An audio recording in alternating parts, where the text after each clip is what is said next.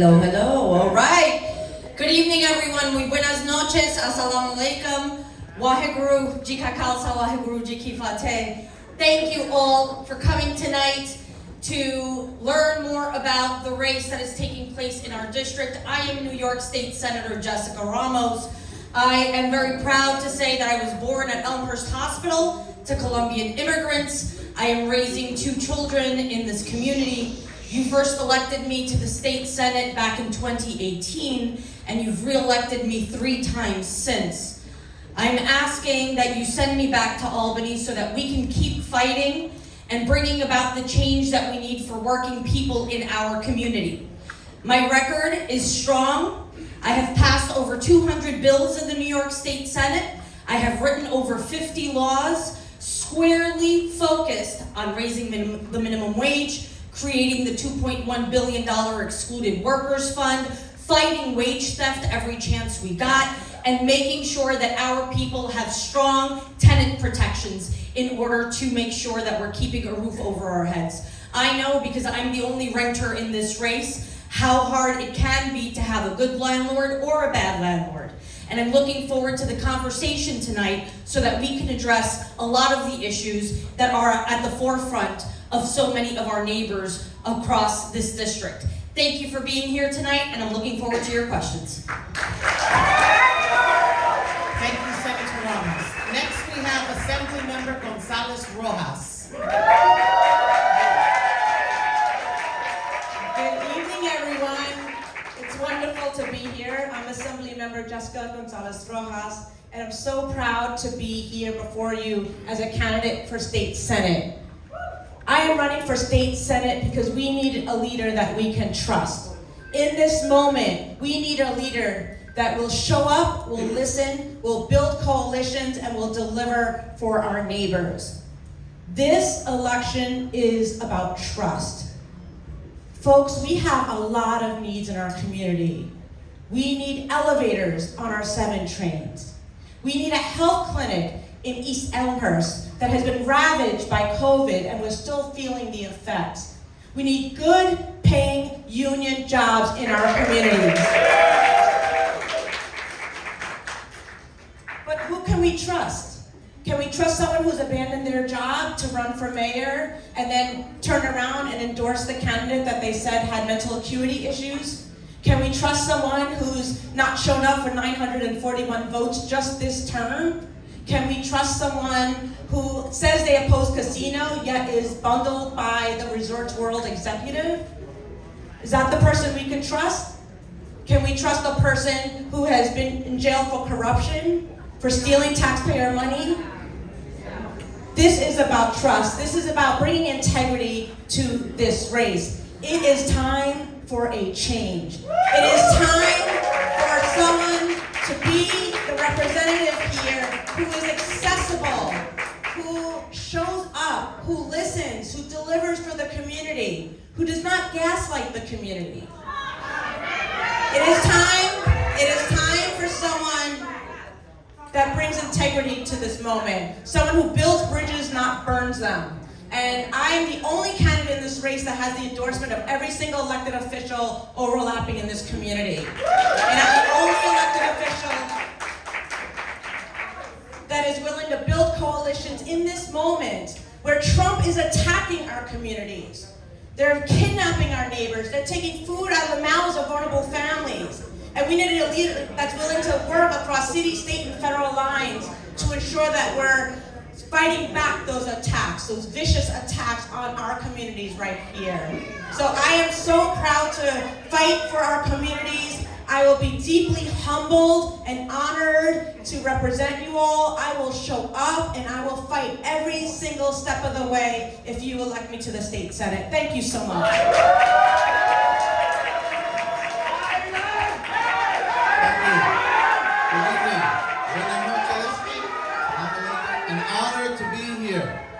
I am so honored to be here, and I want to thank the Ditmars Boulevard Block Association and the NAACP for hosting this incredibly important event. I have to tell you that I'm super happy to be here. I actually got married here 10 years ago this year, in 2016. So I have so many positive memories of being here. And I have to tell you, it's already been spoken about, so let's chat. I made my share of serious mistakes. I paid a very serious price. And I carry that with me every single day. But I ask everyone to judge me not just by the political talking points, but on the totality of circumstances in my life. In 2018, this community right here, this neighborhood right here, elected me as their Democratic district leader. They re-elected me 3 times more. And since 2018, we've led the fight against the air train when Ditmars Boulevard Association wanted support, and we went before the elected officials followed what we were doing. We fought to stop something that was wrong for our community. Then we fought against the oversaturation of shelters in our community. We have about 13 of them. Can you imagine that? I'll give you the count and maybe I could educate some folks along the way. Finally, in the last 19 months, I have led a campaign with Rosa Sanchez about restoring Roosevelt Avenue, eliminating the prostitution, the brothels, the drug gangs, Tren de Agua, MS-18, and all the crime that's happening in our community. While my 2 opponents have had office here for 6 and 7 years, our quality of life has diminished. Crime has gone up, and we have the biggest human trafficking ring of women being slaves on Roosevelt Avenue. And so, this election is about one thing and one thing only: accountability. And for those who would say that we need change, I would agree. We need change from the status quo that has introduced legislation to decriminalize prostitution and bring more crime to our community. As your next state senator, I will make this the safest district in Queens County. Hiram Monserrate, 17 years old, I joined the United States Marine Corps. Hoorah! At 20, I became a New York City police officer, and I did 12 years on the job, on the streets, and yes, I patrolled Roosevelt Avenue in the 90s when we got it right then. We're gonna get it right again. 7 years in the city council, 2 years in the state senate, 999 bills introduced, co-sponsored that are laws today in the city and state, and over 8,000 votes. I'm ready to lead and make this community a better place again. Thank you very much. God bless you.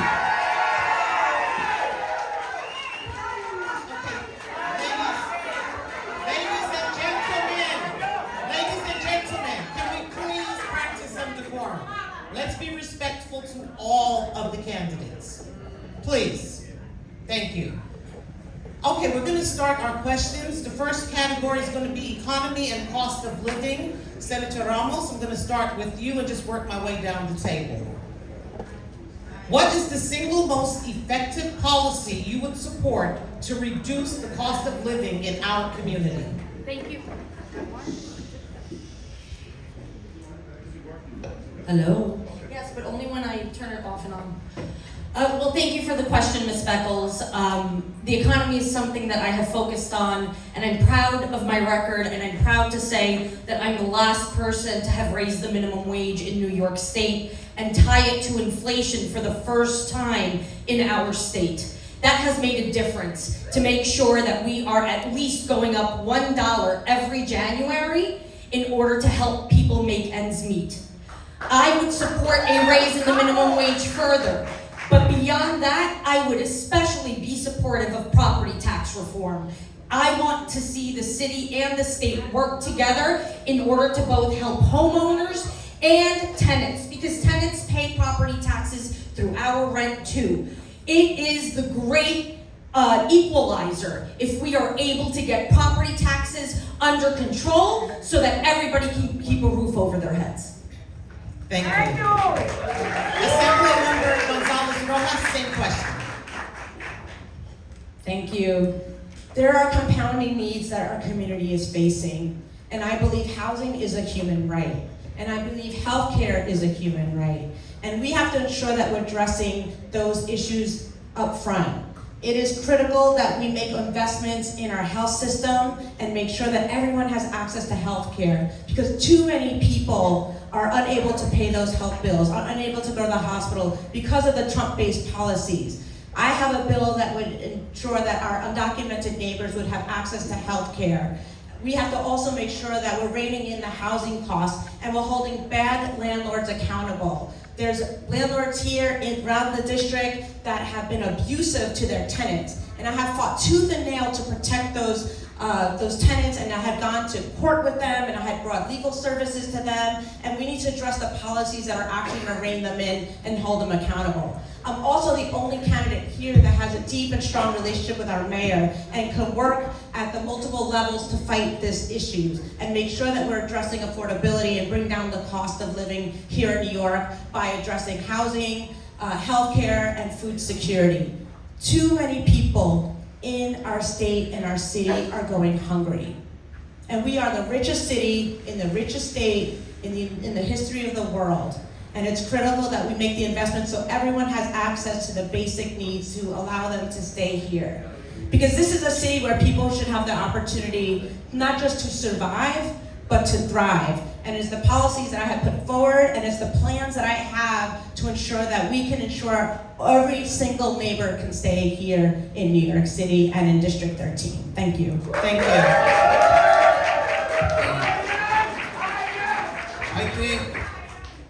I think I'm the only candidate here who actually voted against a tax increase. When I was in the Senate, I voted against the property tax increase supported by then Mayor Bloomberg and the Republicans and Democrats united on passing more regressive taxation against our communities. Let me also say that when we talk about providing relief, I hear tax the rich, tax the rich, tax the rich. I hear that. But then where's the tax reduction for the people? You know, we have some of the highest utility rates in the country, but that commission is appointed by the very legislators that are sitting at this table. Each one of us will see our Con Ed bill.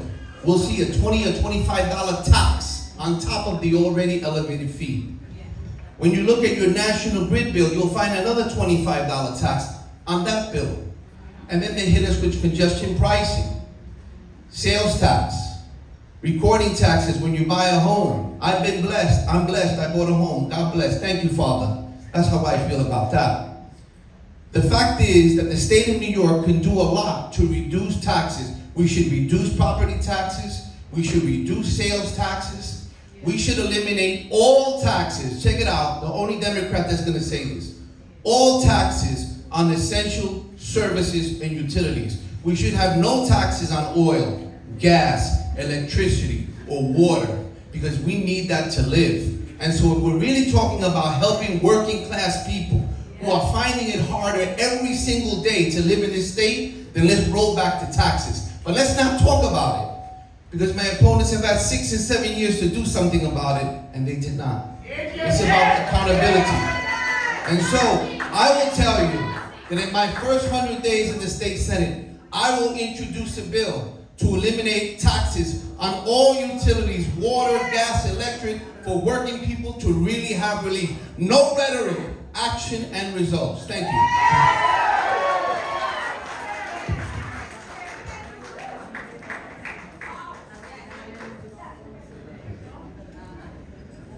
Okay, our next question is about immigration. I'll start with the Assemblywoman. Should there be a pathway to citizenship for undocumented immigrants living in the United States, and what would that look like? So I am a daughter of an immigrant, and I think like most of us in the room, we are immigrants ourselves or children of immigrants. And immigrants are what makes this country and this community great. It is our immigrant communities that are building businesses in our neighborhoods. It is our immigrant communities that are raising families in our neighborhoods. There are immigrants that are running for office and taking their duty in public service to represent and fight for our community. So our immigrants deserve a pathway to citizenship, 1,000%. And I have been an advocate for immigrant justice my whole life. I have run an organization that worked at the intersection of reproductive rights, immigration, and gender justice. I put my body on the line for our immigrant neighbors. In this moment, Trump is literally sending mass agents into our communities, around our schools, to kidnap our neighbors and pull them out of court and throw them on the 10th floor of 26 Federal Plaza in unsanitary conditions. Right now there's a fight at Delaney Center where we're seeing the abuse of our immigrant community members. I've put my body on the line. I went to 26 Federal Plaza multiple times. I joined our immigrant neighbors in the courtroom. I joined 10 other elected officials in going to demand to see the conditions on the 10th floor where they were warehousing human beings like you and me. People who have come to this country for the American dream and had contributed so much. And when they wouldn't let us inspect the conditions on the 10th floor, the 10 of us said, we are not leaving. So you know what they did? They arrested us. They arrested us because they refused to show us the condition, but we fought back. And the court has deemed that this is not okay, and they have to stop that practice of warehousing our neighbors out of court. Because those are our neighbors, folks. Those are our community members. So while immigration is a federal issue, I am so proud to say I have fought tooth and nail for the policies that we just addressed in our state budget to protect our immigrant neighbors.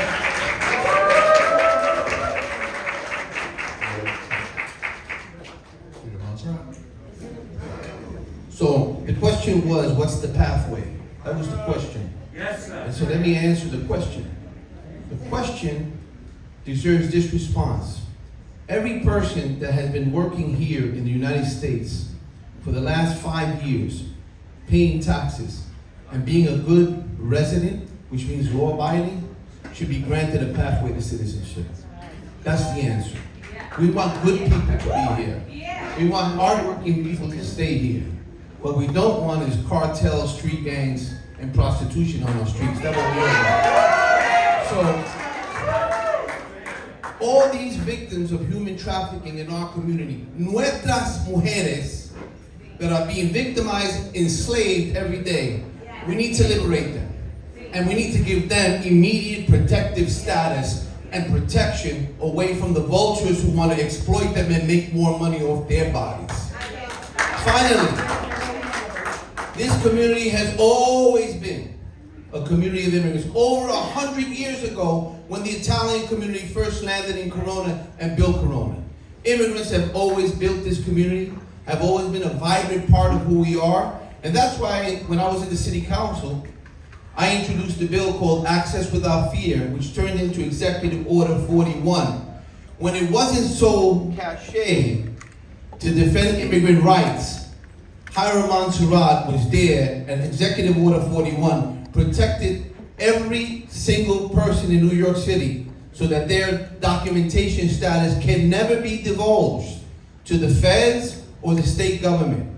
We started that in 2003 because I understood then it was important. It's even more important today, and I look forward as your next state senator to ensure that all our New Yorkers, all of them, whether they speak Espanol or Francés or whatever, Bangla, 10 seconds. we support them. Thank you very much.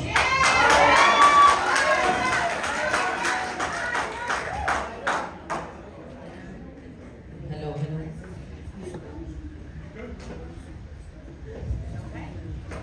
Well, this is a really important question given the diversity of our community. We have been the epicenter for many things, for the pandemic, for Hurricane Ida, and for the major immigration influx over the last few years. And we do have a deep history of immigrants living in our community for the past 100 plus years. I am the proud daughter of formerly undocumented immigrants from Colombia who were able to legalize their status with the Reagan amnesty in the 80s. And I believe that every immigrant should have a path to citizenship if they work hard, pay their taxes, and are following the law. But before we even get to citizenship, what every immigrant should be able to get is a work permit. A work permit is what would allow workers to not feel desperate for income and fall prey to so many predatory transnational criminal organizations that are operating along Roosevelt Avenue. We have to be able to allow people to work and provide for themselves in a way that they can build and make a home here and contribute to our community. That, to me, is the American promise, and that is the promise that I've been honoring in the New York State Senate for the last 8 years. Thank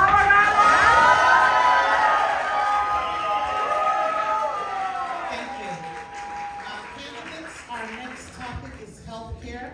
The question is, District Leader Monserrate, we're going to start with you. How would you improve access to mental health and medical services in this community? Thank you for the question. We all know what happened a few years ago when COVID hit our shores here in Queens. Elmhurst Hospital was the epicenter and the triage center. We saw what I never thought in my lifetime I would see. We saw refrigerated tractor trailers coming in to store the bodies. We have to be prepared for the next pandemic, for when that hits. I said when because it's just a matter of time before it happens again. When you look at the statistics, the borough of Queens has twice the population of Manhattan, but we have less than half as many hospitals as Manhattan does. In fact, since COVID hit and so many of our neighbors died, including some of my friends, you know how many more beds we have in the county of Queens than Elmhurst Hospital? 0. That's what happened. Nothing happened. No accountability. And so I would like to see where the advocacy was when we were calling for more hospital beds so that we can treat people. Elmhurst Hospital is bursting at the seams, but every other major hospital in our community has been shut down. As your next state senator, I'm going to form the commission to reopen and build new hospitals in the borough of Queens so that we can have hospital equity and we stop getting treated like second-class citizens in our own city. I will say again that in the last 6 to 7 years, we have not heard any voices about expanding hospital beds in our community. That's unfortunate, it's inexcusable, and the time to come is June 23rd, where the people will make a decision. Thank you. Senator Ramos, how would you improve access to mental health and medical services in this community? Thank you, Ms. Beckles. This is a really important question for any community. In ours, here in Queens, it's much more consequential because we've seen 5 of our hospitals close over the last 15 plus years. And having fewer hospital beds and having fewer mental health facilities across the state has really impacted our public health and our public safety. I am very proud to be the prime co-sponsor of the New York Health Act in the New York State Senate. With our leadership, we are literally 1 or 2 Senate members close to having a majority in the New York State Senate to get it done. The Assembly hasn't been able to catch up to us quite yet, but I have faith that the Assembly will be able to do so and that we'll get the votes necessary to make that transformational change that our people deserve. I have also led on the expansion of mental health courts in New York State. And I'm very proud to say that such a complex bill, I actually have been able to get it out of committee, and we are getting an inch closer every year to actually getting it done. The purpose of mental health courts is to actually meet people where they are, hold them accountable for their wrongdoing, but make sure that they are getting the mental health treatment they deserve in order to reduce recidivism and not bring them back out on the street if what they need to do is be in a facility. Our public health and our public safety is intrinsically tied, and I'm going to keep fighting just as strong as I have for the past 8 years in the New York State Senate to make the New York State Health Act a reality.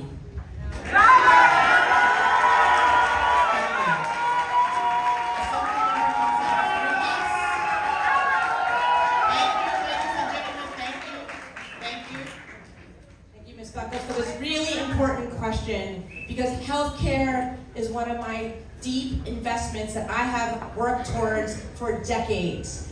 I am the only candidate here that has actually passed policy that has expanded healthcare for our undocumented neighbors. 2 years ago, I was able to expand our health essential plan to include undocumented pregnant people postpartum 1 year and undocumented older adults who desperately need access to health care. I've improved postpartum care, and I've addressed maternal mortality issues. And in terms of mental health care, it is critical to know that we are facing a youth mental health crisis. The U.S. Surgeon General warned us that our young people are struggling. And I've introduced legislation to address a social worker crisis. We need to ensure our social workers are able to get license and access and provide the resources and support for our young people in our schools. And I have my very first bill in the New York State Assembly was introducing a bill, thank you, that would ensure that our schools have proper amount of social workers, school psychologists, and mental health professionals.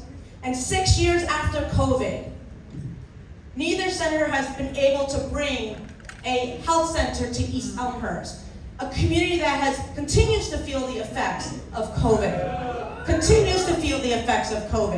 And I am committed to delivering on that promise. Our communities deserve access to health care, to mental health care, and I have been working with organizations on the front lines that are dedicated to providing those resources and services to those communities. So thank you so much. This is a deeply powerful and important issue for me. And I too am a prime co-sponsor of the New York Health Act. And I have been able to,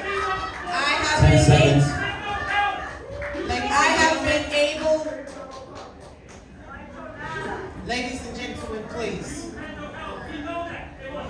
Ladies and gentlemen, please.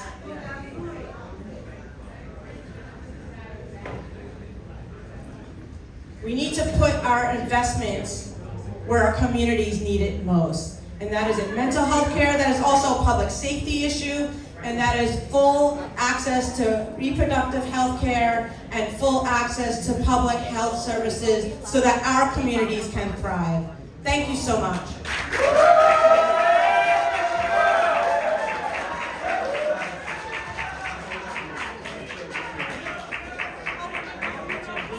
Thank you, thank you.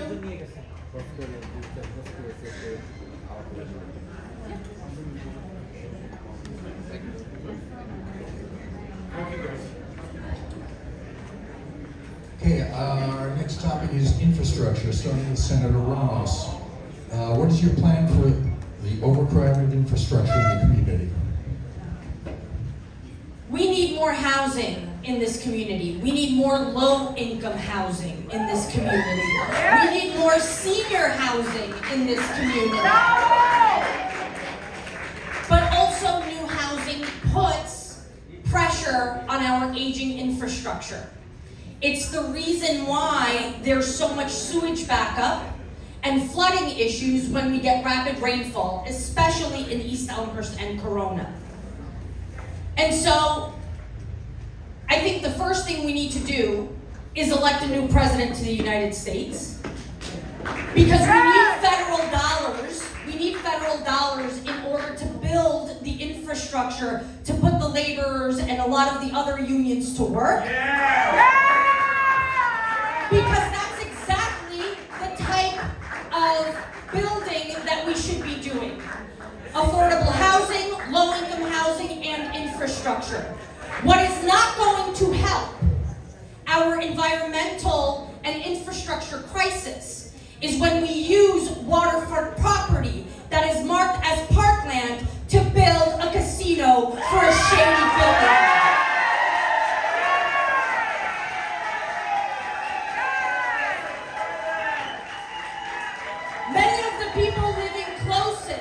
Many of the people living closest to City Field and its parking lot, which is where the Metropolitan Park project has been proposed, are the ones who have gotten the most flooding. It's why we brought President Biden to come see what had happened in East Elmhurst. It's get the city to give us a special dispensation from the health department in order to redo not one but two private alleyways in East Elmhurst.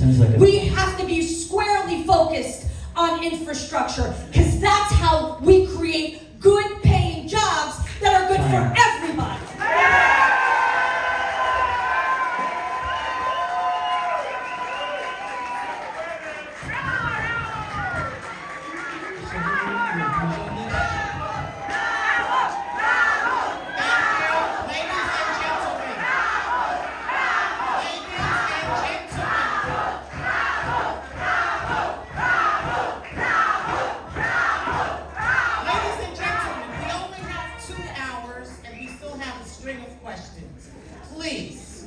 Please. Thank you. So, your take on this? Yeah, thank you so much. Infrastructure is critical in this moment, and that's going to take huge investment. And it's critical that we tax the rich and the most richest amongst us in order to have them pay their fair share. Because infrastructure means quite a bit for our neighborhoods. It means affordable housing. It means investment in our transit system. And it means investments in our environmental systems to make sure that we have clean access to water. And it is important that we ensure that we're delivering on those commitments. We need to bring elevators to the 7 trains so that more people can utilize public transportation. We need to improve our bus system so people are getting out of their cars and leveraging the bus system. We need to make sure that there's safety in our community so that everyone can utilize and benefit from the infrastructure that we've invested in. And infrastructure also means people. It means healthcare. It means access to universal child care. And it means access to universal aftercare, which is something no one has talked about here.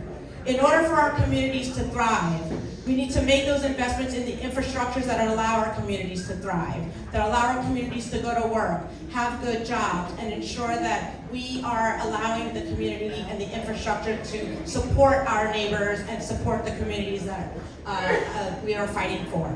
So I want to ensure that we're taxing the rich, delivering the funding to build a health clinic, to invest in our transit system, and ensure that we're creating the systems that allow our workers to work and our communities to raise families right here in Queens.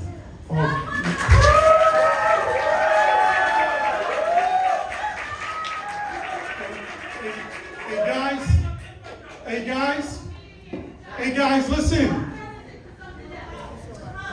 Excuse me. Listen, guys,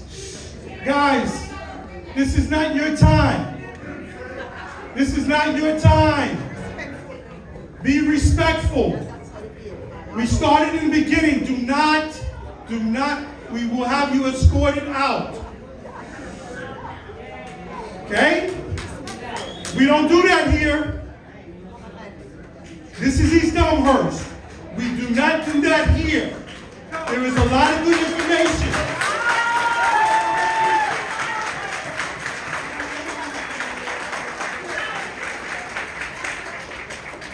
Please continue.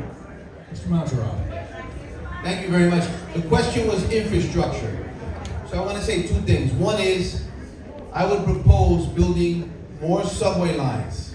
We should talk about having a subway line that goes on Northern Boulevard eastward. Now, when I was a little boy, I saw that happen on Archer Avenue when they took down the L train on Jamaica Avenue and built the subway. It can be done, and the reason New York City is such a great city is because we have infrastructure and we invest. But another component of that infrastructure is housing. And we all know we need affordable housing, right? Well, when I was in the council, I negotiated the redevelopment of Willis Point with then Mayor Bloomberg. And Mayor Bloomberg didn't want affordable housing. Well, Councilman Monserrate did. Right, Florida? That's right, you know, you were there. And so, we got an agreement in 2008 that there would be 5,500 units of housing built in Willis Point. We also got a project labor agreement We tried negotiating on behalf of 32BJ, the hotel trades, and the building trades. I did that when I was in the city council. I'm a supporter of labor. I've been a member of the PBA and 32BJ. My house is a union house also. But what happened when I was no longer in office? Suddenly the plan changed. And then they built a soccer stadium. Now, I love soccer. I love playing it. I love watching the games. But I think affordable housing for the people in this community is a little more important than a soccer stadium for the billionaire that's going to make more billions over. Would you agree? Yeah. So, unfortunately, we had none of our local officials who stood up and said, hey, we need that housing. In fact, one of them was at the press conference celebrating the stadium, and the other one was quiet. This year's race is about accountability. Thank you very much. Okay,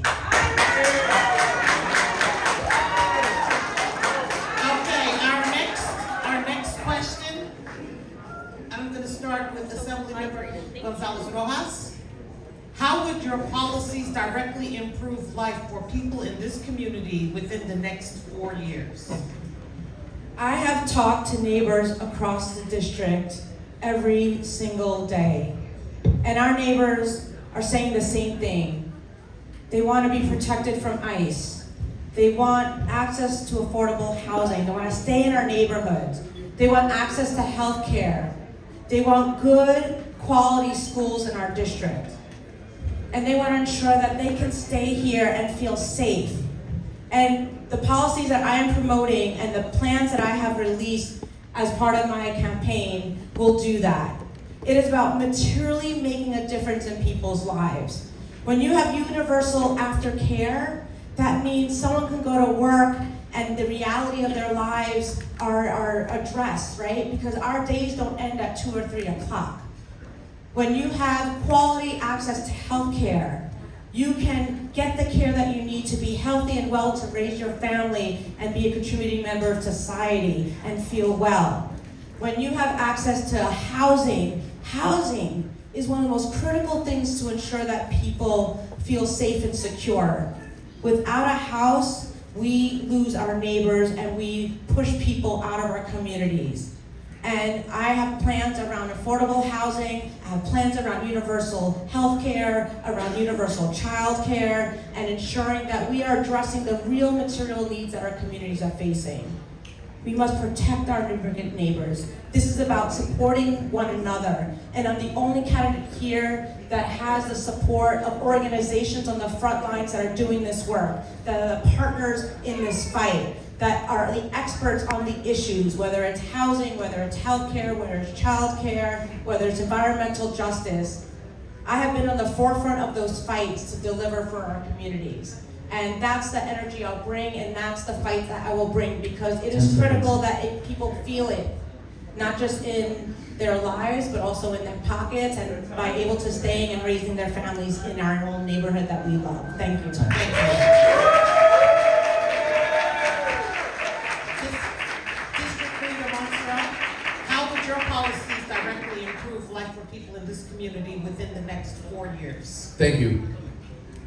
Good intentions are not enough. Results are what matters.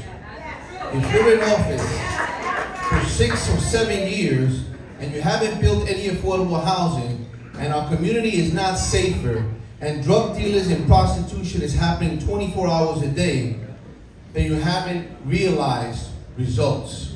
Good intentions are not results.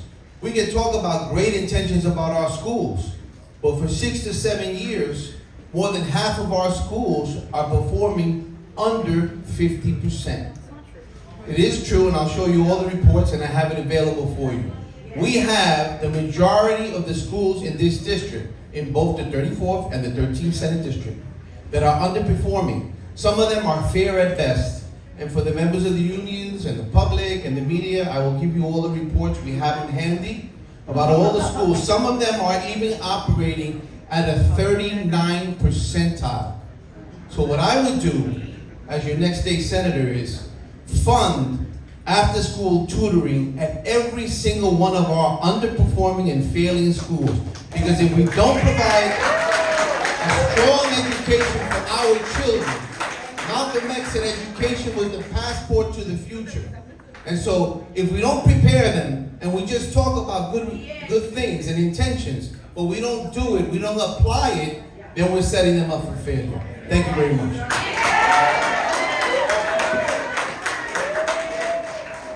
Senator Ramos, go ahead. How would your policies directly improve life for people in this community within the next 4 years? Thank you for the question, Ms. Beckles. There is nothing more region-specific in this district than land use. Now, you already heard how I feel about the casino, and you can expect me to continue to oppose the casino for the next 4 years or as long as it takes. But I want to talk about two more land use issues. If you're against prostitution, then you don't want a casino on Roosevelt Avenue. A casino will only exacerbate the conditions for, well, that explains why your candidate has been so silent about the casino. I want to talk about two other land use issues. I had earmarked millions of dollars, and my former chief of staff who is here is aware, we had earmarked $3 million to build a clinic in East Elmhurst. And the minute the pastor of First Baptist Church decided to support the casino, the deal with Urban Health Plan fell through. That is absolutely true.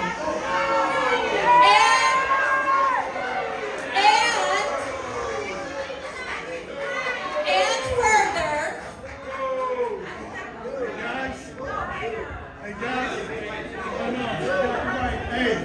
we're talking about a health clinic in East Elmhurst on Astoria Boulevard. And secondly, we have been trying to help St. Mark's Church in Jackson Heights build senior housing right in the lot behind so that we could create jobs and build low-income housing for our seniors. But unfortunately, the church is in dire need of money. And we have the $6 million in discretionary funding to acquire that piece of land. But my colleagues around the neighborhood have been pressing for a park that unfortunately is not the asking amount that the church needs. The city has only wanted to put up $4 million. We need affordable housing. We need more senior housing. And there is a tremendous opportunity to build more than 50 units right in the heart of Jackson Heights and help St. Mark's Church to boot. It is important that we think about how it is that we take advantage of these opportunities to build the things that people need and not the things that people don't need, like the casino.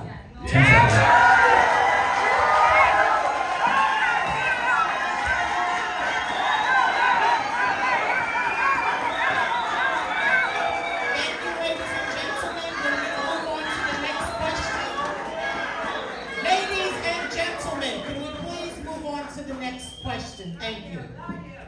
Hiram was the first one to fight against the casino. Thank you. Thank you. Thank you. Thank you.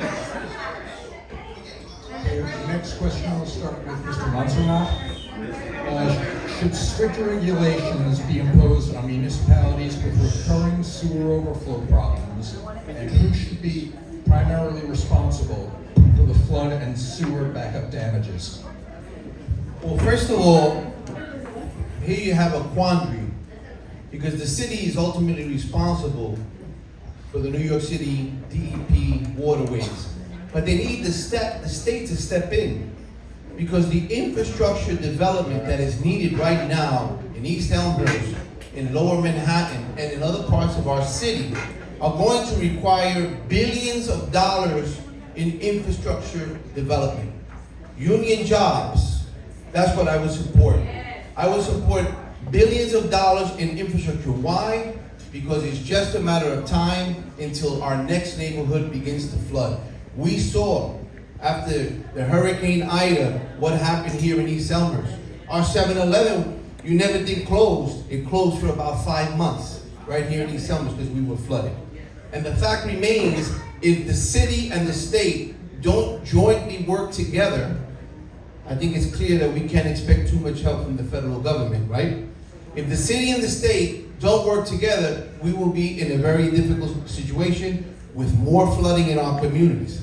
When I was in the council, I was one of the prime sponsors of the New York City Resiliency Act, which would ensure raising of the seawalls, more investment into our sewer systems, and more investment to prevent flooding. That's what I'll do as your next state senator, and we're gonna get it done. Thank you very much. Senator Ramos, would you please It is absolutely shared responsibility when it comes to severe flooding. Nearly a year ago, Donald Trump and his administration cut $300 million in cloudburst flood mitigation funding from this community. I was very proud to stand with Congresswoman Grace Bang and a representative from Congresswoman Ocasio-Cortez in my office. We held a press conference to call on the federal government to actually reinstate that funding. It is critical funding to save lives. We actually lost 12 people during Hurricane Ida who drowned in their basement apartments. And so this funding is critical, and yet there has been no way to put pressure on Donald Trump to be able to keep that funding. Well, I introduced legislation called the Recourse Act that demands that we withhold our payments to the federal government that correspond with the amount of money that is illegally being withheld by the Trump administration from this community. Those are our taxpayer dollars, and our projects to keep saving our homes should continue so that our people can do the work.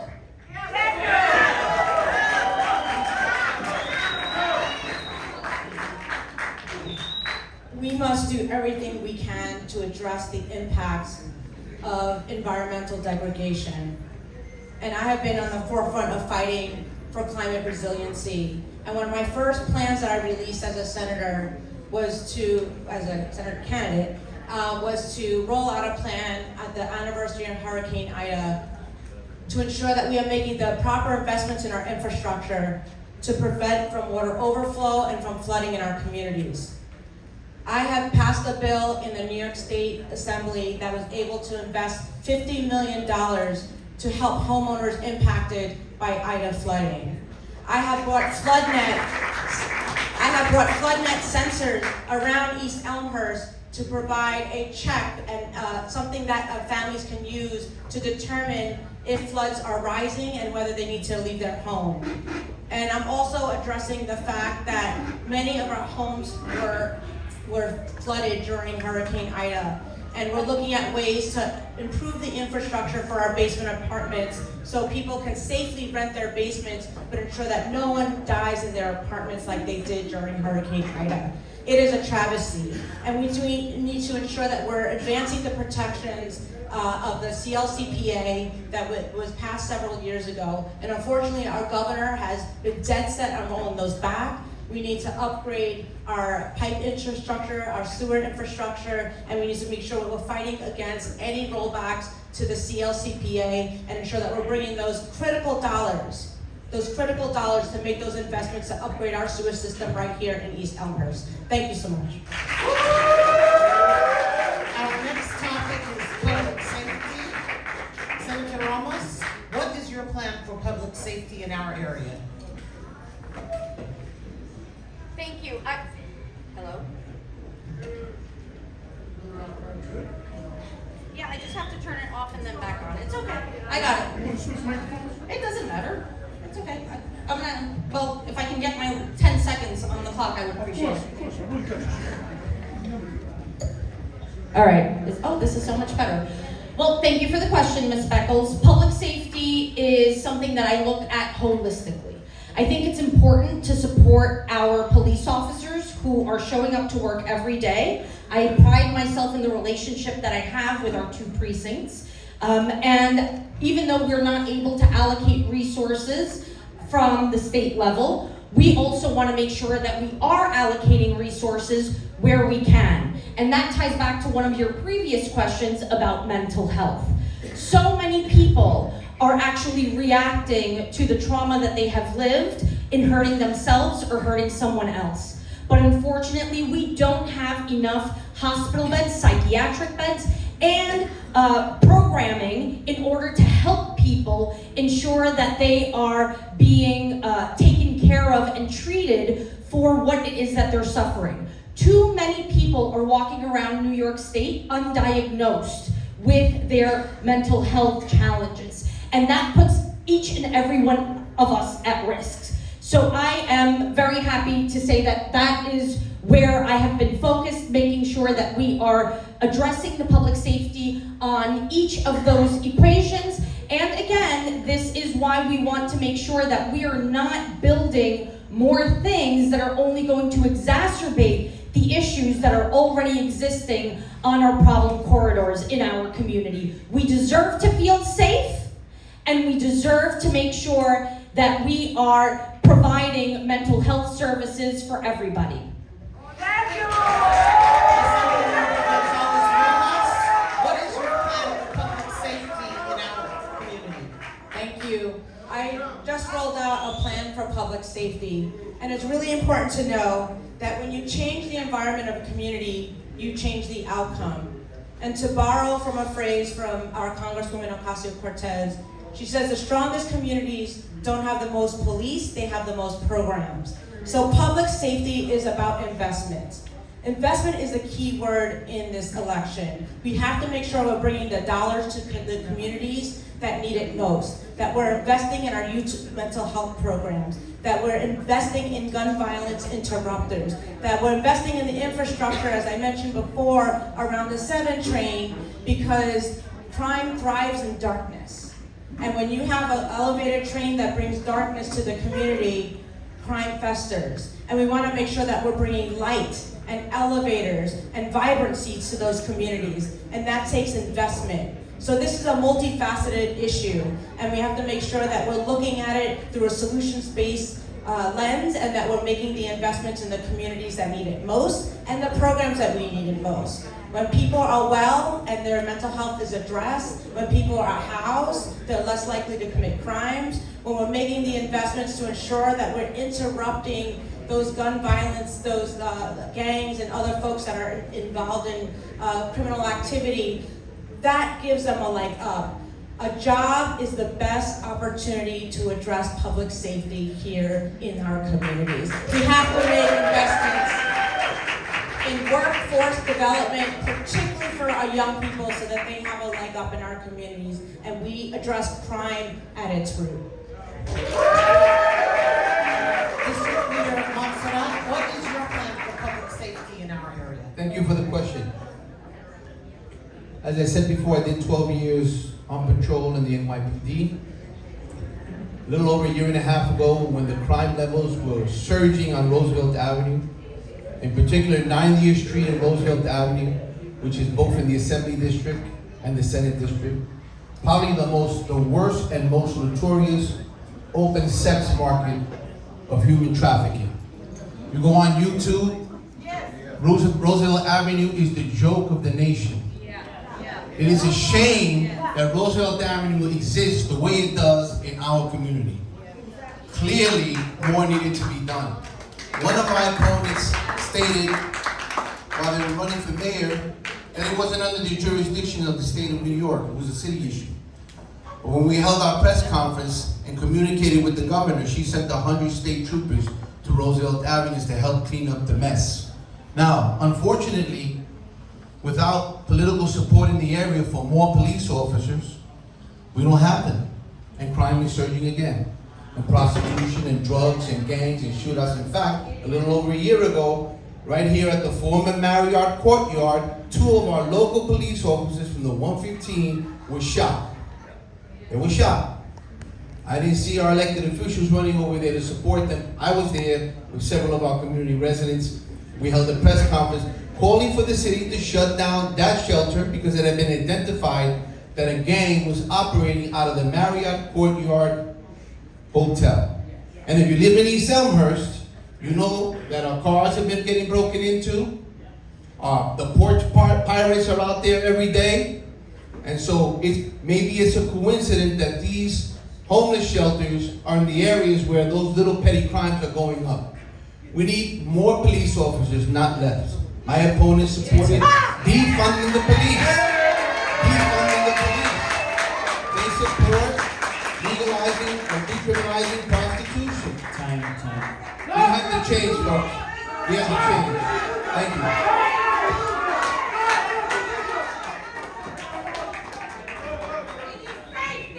Hiram, thank you for coming for your vote. Thank you, ladies and gentlemen. Your voices will be heard in June when you vote.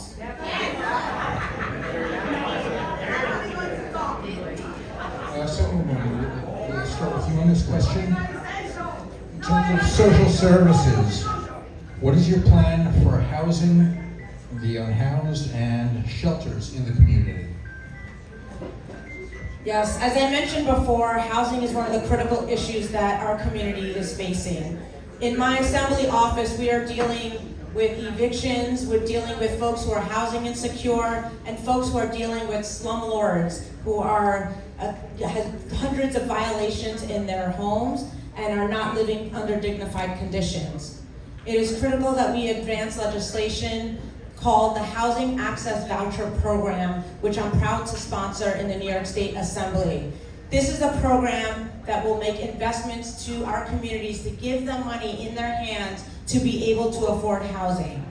Housing is critical because under shelters, it's not stable housing, right? We know this is temporary and people aren't happy under those conditions, but we give people access to funding to be able to stay in their homes. That is what's gonna keep our communities whole. I also have a plan to address and build a Mitchell-Lama style housing situation and make sure that we're building community housing that is serving our neighbors and is affordable. We want to make sure that we're addressing and supporting those who are working in the shelters to provide the critical social services to ensure that folks get out of that system and are able to go back into the community and be contributing members of society. So we have to look at this issue very holistically, and I have been at the forefront of housing justice and fighting for housing justice to advance some of these plans to ensure people have access to the dignity that housing brings. And as I mentioned before, it is also about standing with our tenants and making sure that they feel supported in processing their claims and their complaints. And my office has done countless tenant legal service clinics where we're able to connect our tenants with lawyers and make sure that they're adequately represented in housing court. Because without that legal support, it's unlikely that they'll be able to stay in their homes. We have to do everything we can to keep our communities right here in Queens.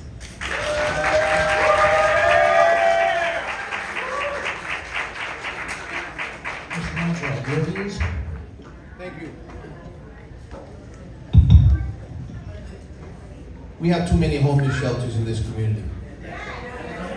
East Elmhurst has been saturated and overburdened.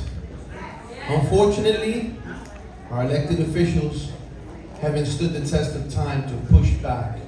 In fact, the Assemblywoman, even on a phone call with the mayor's office, said that we should have more shelters. That's what she said online. It's public.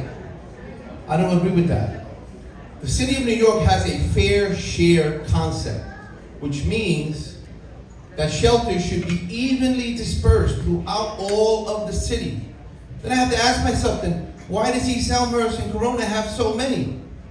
I don't see too many in Bayside or Whitestone. I don't begrudge them. But let's talk about what it is. In our communities, people of color communities, immigrant community, we get sacked, more crime, more shelters, failing schools, and what are we to do? Should we continue on the same course? Or should we change course? We cannot house people without dollars. So I have 3 words. Build, build, build. We need to build more housing. And in the state senate, I will introduce legislation to establish an affordable housing fund, trust fund, where the state of New York will float bonds and put billions of dollars into an account to provide affordable housing for the people of this city so that we can live here and not move to the Poconos or to Florida and make other states stronger. We lose 1/3, over 30% of our public workforce when they retire leave. We need to change that. But we don't change it by electing the same people with the same failed policies. Thank you very much.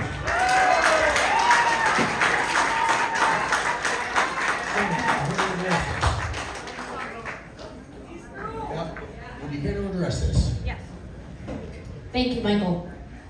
I am the proud bill sponsor for the Jobs and Housing Act in the New York State Senate. It is a bill that takes us back pre-Mitchell-Lama to the way New York City and New York State used to build housing for workers. And that means that we're going to be leveraging our taxpayer dollars with union pension funds in order to not only build the low-income housing that we need and the limited equity home ownership opportunities that we need, but actually hire the people in our neighborhoods to build the housing that we need. There is only one way to get rid of shelters, and that is to provide permanent housing for New Yorkers. Every New Yorker deserves a roof over their head. Whether it's an apartment as a renter, whether it's helping them finally be able to purchase a home here in New York, which has become increasingly difficult, or whether it's making sure that they're getting supportive housing, which I have been a champion for throughout my tenure in the New York State Senate. We need wraparound services for the people who are struggling. We have to make sure that we are building low-income housing in order to make sure that everyone can get off a couch, get out the shelters, and get a permanent roof over their heads so they can take care of their families and their health.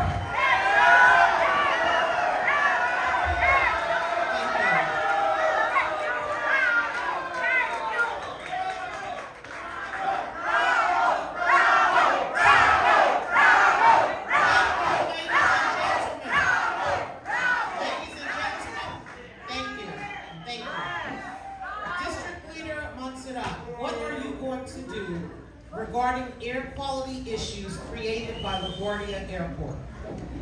Thank you for the question. I live very close to the airport, and the Port Authority has not been a good neighbor. LaGuardia Airport, after the expansion, is now one of the top used international airports in the country. We breathe the fumes, we hear the noise, we suffer the congestion. And that's why, actually, I did a little homework, and when I was in the state senate, I actually introduced the airport monitoring bill. But unfortunately, again, we haven't had much support from our local elected officials with the Port Authority. So over the last 6 months, we've been researching the matter, and we are preparing litigation to sue the Port Authority for environmentally poisoning our community and subjecting us to congestion and other maladies. And we're going to do it. The Port Authority is going to know that Senator Monserrate is going to hold them accountable for poisoning this bay, which is poison with contaminants. I'll show you all the reports. We're going to hold them accountable about the fuel dumps that they have done in our community. We're going to hold them accountable for the thousands and thousands of taxis that come into our homes, on our blocks, park in our driveways, block our hydrants, and do all the negative things with no relief. The Port Authority doesn't even have monitors to help us protect us. They have done nothing at all to ameliorate or to prepare homes for the noise or for the poisons. Nothing, nada, zero. So the first thing we'll do is we're going to hold the Port Authority accountable. We're going to be preparing ourselves to sue them and take them to court, because since we haven't had representation to do it for us, we're going to go to the courthouse. And we will have our day in court. And East Elmhurst, Corona, and Jackson Heights, we are going to be heard. Thank you very much. Senator issues created by LaGuardia Airport. Thank you, ladies and gentlemen. We'd like to hear from the senator, please. Well, as of late, with all the runway changes at LaGuardia Airport, that airplane noise starts earlier than ever before. And if we hear it in Jackson Heights, I know you definitely hear it in East Elmhurst and Corona. On weekends, starting as early as 6 o'clock in the morning, for people who work very hard and get home late, that is really, really tough. And so we have had conversations with the Port Authority to see how we can accelerate repairs of those runways to make sure that the planes are returning to the pathways that they have been using. When there was construction at LaGuardia Airport, and it does look beautiful, the new airport, but when there was construction, there were members of the Ditmars Boulevard Block Association who expressed deep concern about cracks in their foundation and how the actual construction had impacted the homes that are essentially across the highway, almost across the street. So keeping those monitors on and ensuring that there is greater access to them is really important, because although the modernization was necessary, it is very important that we are able to keep track of how we can help the homeowners be able to maintain their homes. And working with the Port Authority, it was ultimately upon my being elected and organizing the Queen's delegation that we stopped the air train. Not because the airport doesn't need better access, because it definitely does, but because it ignored the entire neighborhood of East Elmhurst, which needs public transportation desperately. East Elmhurst has long been a 3-fare zone, and we want to make sure that we are still advocating for more access. Not only with the free Q70, which I was able to champion, but I would love to see an extension of the N&W along the Grand Central Highway. Thank you. González-Rojas, what are you going to do regarding the air quality issues created by LaGuardia Airport? Thank you, ladies and gentlemen. I hear from neighbors every day about the noise complaints of the planes coming into LaGuardia Airport. We hear about the challenges around the air pollution. I have a bill that would address air pollution as a critical emergency issue so that we can have resources put into our community to address it. I have a bill that I passed recently to ensure that asthma inhalers could be accessed free of charge for those suffering from asthma, because our communities here in East Elmhurst has been part of Asthma Alley, between the air pollution from the airport, the power plants in Astoria, and the highways here. We need to ensure that we're investing in infrastructure that's going to be an alternative to the air train. We must take that seriously. I've been part of countless meetings with the Port Authority to look at different plans, but we have to take more cars off the street to ensure that there's adequate public transportation that's not going to spew pollution into our neighborhoods that are already over-polluted. I also agree that we need to ensure that we have those air monitors and that we're holding those, ensure that there's enforceable activity, and we're taking care of the communities that are being most deeply impacted, which is right here in East Elmhurst. So I have been working with the Port Authority on a number of issues in the community. I continue to have partners there, and we'll continue to advocate to make sure that we're reducing the noise pollution and the air pollution that impact every single neighbor here in East Elmhurst and throughout the Senate District. Thank you. All right, ladies and gentlemen, we're now going to get into our rapid fire questions. Each candidate will have 1 minute to respond to the next 2 questions. Senator Ramos, we're going to start with you. What is one state program you would expand or cut? When I first got elected to the New York State Senate, parents across New York State, only falling within 275% of the federal poverty line, had access to child care subsidies. And I am proud to say that because of my Early Learning Childhood Act, we have been able to leverage power in the budget to now get to 400% of the federal poverty line. We have been able to effectively expand subsidies for childcare for families that earn up to $80,000 a year. And so I am confident that if you keep me in the New York State Senate, we are going to make sure that every child has a safe place to be when we win universal childcare.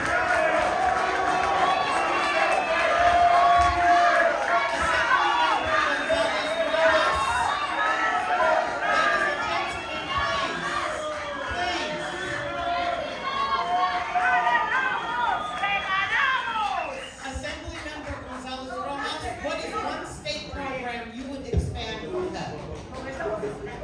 I have been a fighter for healthcare my entire life, and health is a human right. That is something none of us can avoid. We will all get sick at one point in our lives, and we need to ensure that there's a proper care and investment in infrastructure, hospitals, and providers to provide that care for us, no matter how much money we earn in our pocket or our immigration status. So we have the New York State Essential Plan, which unfortunately is being cut by the federal government, and I have been at the forefront of fighting to ensure that we're making up those differences. And I am a proud sponsor of the New York Health Act, and I am the sponsor of the Coverage for All bill that would ensure that every single New Yorker, despite their immigration status, has access to the quality health care that they need no matter what. This is critical in this moment. It addresses mental health care, reproductive health care, public health care. It's critical that we have access to the care that we need so that we can care for one another. Thank you. Same question. So there's a state agency called the Department of Housing and Community Renewal. I said earlier that I want to introduce a bill creating an affordable housing trust fund to build, build, build. We need thousands and thousands of more housing units, which will produce more jobs for labor, but also produce desperately needed housing for New York residents. I would expand on that. I would establish that fund, and we would have an agency that finally really responds in a major way to the needs of this community. Thank you.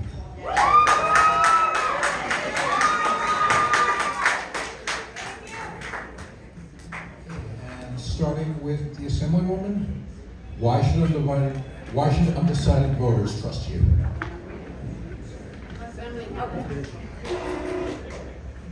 Thank you for that question. I'm someone who always shows up. I always show up and I listen and I build coalitions to deliver for our neighbors. I am the only candidate that has been endorsed by every single elected official that overlaps in our communities. I have been working on the ground with organizations. I have been on the ground working with organizations like Make the Road New York, like Drumbeats, like organizations that are on the ground directly serving our impacted communities. I have built a community of people that I rely on for advice, on expertise, on issues, and I've been able to bring that into the state assembly, and I plan to bring that into the state senate. I am trustworthy, I am honest, I am transparent, whether you like it or not, my decisions. I will always listen to you, I will always meet with you, and I will always ensure that your feedback is taken to heart when I make my decisions. And I've gone back and discussed my decisions with members of the community, even when they disagree, so that they understand how I landed and what was my process. And that's who I am as an assembly member, and this is who I am be as a state senator.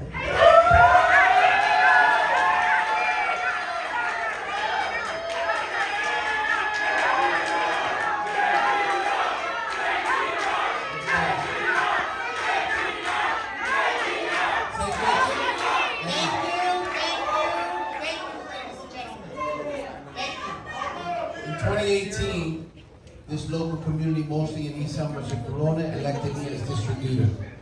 I have never been a favorite of the insiders. I've always been the guy running against the machine, the insurgent, fighting the good fight. I'm in no one's pocket. That means no one can say they own me, or they've donated so much to me that they can control me. I do what's right for the community. And so, what I will say here is since 2018, whether the issue was fighting the air train, fighting the shelters and the oversaturation, or mobilizing 500 of our residents for the first time ever to Roosevelt Avenue to demand more police resources and the elimination of crime, brothels, and prostitution victims of sex trafficking in our history here in the borough of Queens. So I will close by saying the following. I have been consistent over the last 8 years with you. I will continue to be consistent, and I will continue to be a needed voice for the challenges that we face as a community. Thank you very much.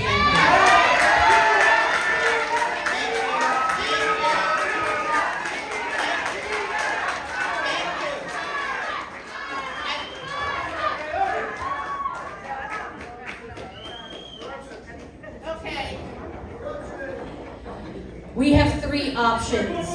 We have three options in this Democratic primary. One of them is an expelled state senator who was convicted of misdemeanor assault against a woman,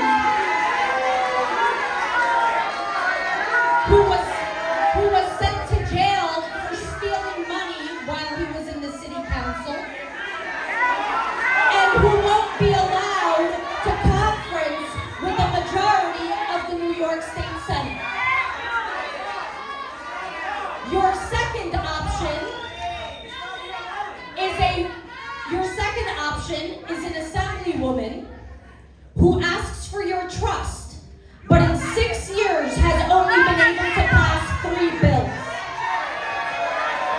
And who claims to fight the oligarchy and fight billionaires, but is okay with taking billionaire money.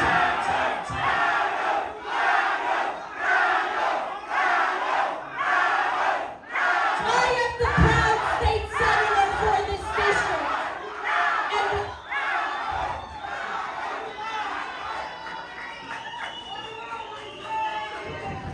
Hey guys, I just want to ask a question. I just want to ask a question. Is this fair to everybody else?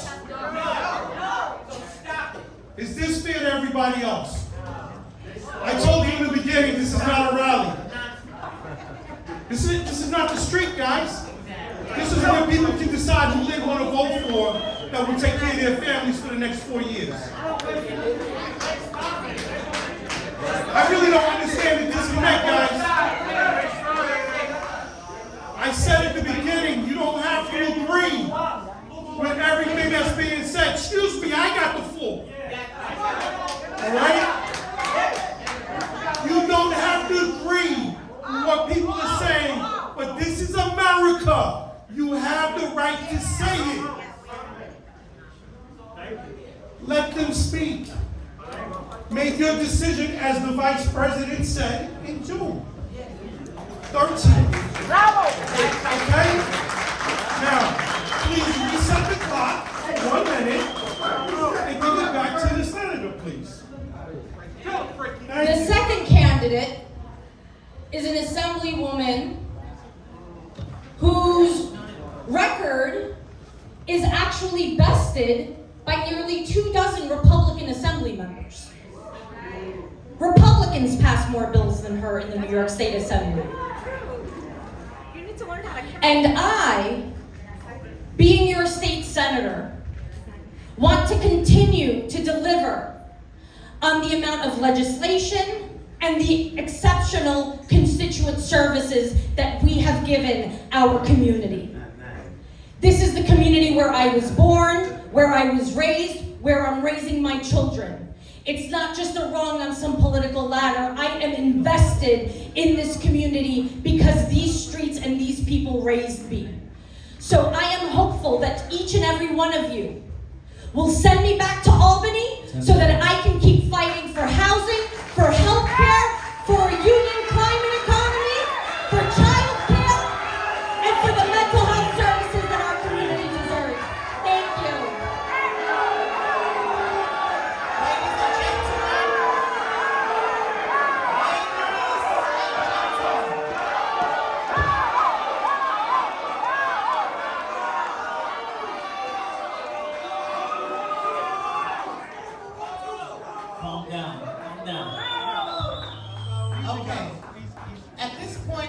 to invite our candidates, 3 minutes each, for their closing remarks, and I'll start with the assembly member. Well, you all keep making noise. We don't have time for questions. You're taking up your own time. I am running because I am the person that can be trusted in this race. I do not lie about anyone's record. I tell the truth. And in this moment where the federal government is attacking our communities, it is critical that we have a leader that is willing to work across city, state, and federal lines. It is critical that we build bridges and not burn them. It is critical that we stop the politics of the petty and make sure that we stand up and bring integrity to our community in East Elmhurst, Jackson Heights, Elmhurst, LaFrac City, and Corona. I love this neighborhood. I love my community, and I love fighting for my community. I have a diverse array of bills, things that I have delivered on, and things that I will be fighting for. I have rolled out multiple plans dealing with housing, with environmental justice, with public safety, with healthcare, with childcare, with universal aftercare that I plan to deliver on. Because I fight like hell for our neighborhood. And I will continue to fight like hell for our neighborhood because I love each and every one of you. Whether you support me or not, I will always show up and listen and bring integrity to this process, and I would be humbled and honored to bring integrity to this race and ensure that I can fight for our neighbors here across District 13. So I humbly ask for your support, and I would be honored to represent you all in the State Senate. Thank you so much.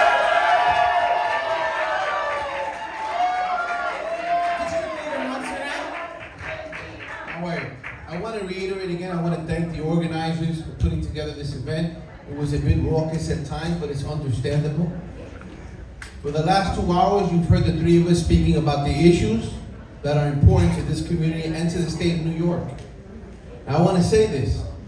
I'm not here to denigrate my two opponents, or badmouth them, or name call. That's not what I'm here for. I respect both of their public service. One is a senator, one is an assembly member. And I respect what they do and what they provide for our communities. But I have to say that there are some real differences between the way they have approached things and the way I have approached it and the way I will. And so the fact remains that this community, East Elmhurst, Corona, Jackson Heights, Elmhurst, a part of Eagle Park and Woodside, our quality of life has gone downhill over the last few years. Roosevelt Avenue was never as bad as it is now. That's the truth. Those are facts, right? The level of crime that is happening, the amount of shelters, the lack of hospital space. LaGuardia Airport, a horrible neighbor that does bad things to us and doesn't even try to do the right thing by this community. Doesn't even try to do the right thing. Affordable housing, we build stadiums, but no affordable housing. We don't have the infrastructure that we need. Every single metrics that you look at, you will see failure upon failure upon failure. If we vote for the same people that brought us to where we are now, that's insanity. And so that's where we're at. So, no name calling. No name calling. God bless both these assembly members, senators that are here presenting to you. I wish them well in their families.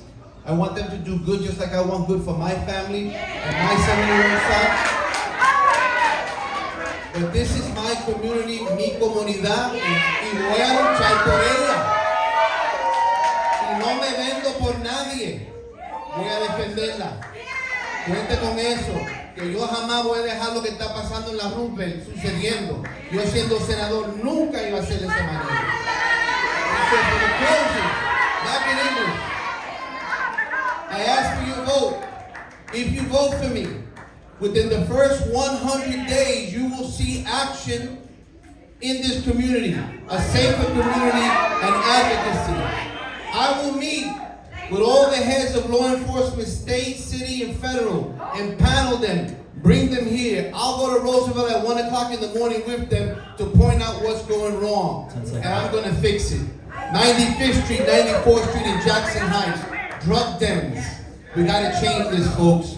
Do it for your families. I love you all. God bless you. Thank you.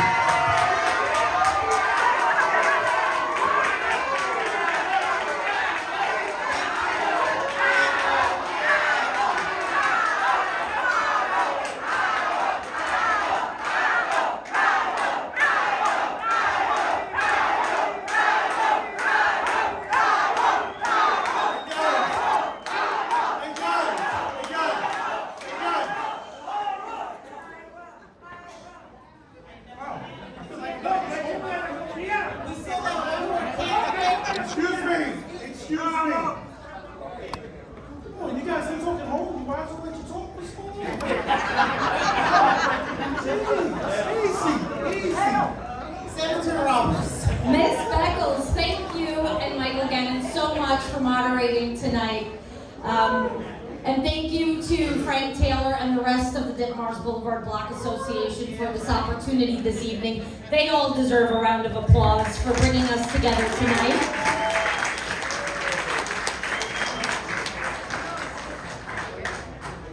It has been the honor of my lifetime to be able to serve as your New York State Senator.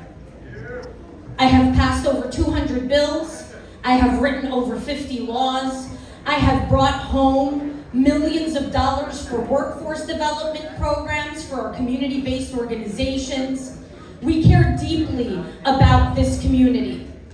And I want you to send me back to Albany so that I can keep fighting for our community and build more union jobs so that our economy can strengthen and ensure that we are helping our people reach the American dream that they so desire. We deserve that. We deserve that. So thank you all for tonight. Thank you all for engaging in good spirit. Don't forget to vote on June 23rd, and let's bring this victory home. Thank you.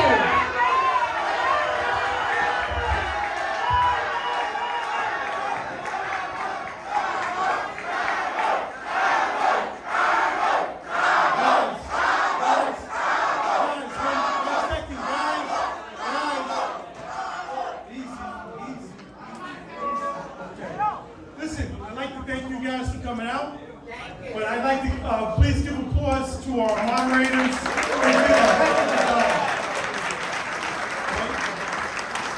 Okay, guys, no matter, thank you to the World's Fair Marina, notice in the back. Remember, this place is open 7 days a week, so if you need something, they got you. But I'd also like to say this, hey guys, hey in the back, give me a break 1 second. We can agree, we must as a community agree to disagree. But we gave you, they brought it tonight. They brought it tonight. Give them a round of applause. Now get up and say, for the people. These are our people. Now get up and say, they brought it tonight.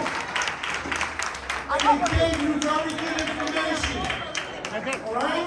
So I want to thank the candidates, the electeds, you're all elected. I love you all and thank you for doing this. All right? So we want to do this.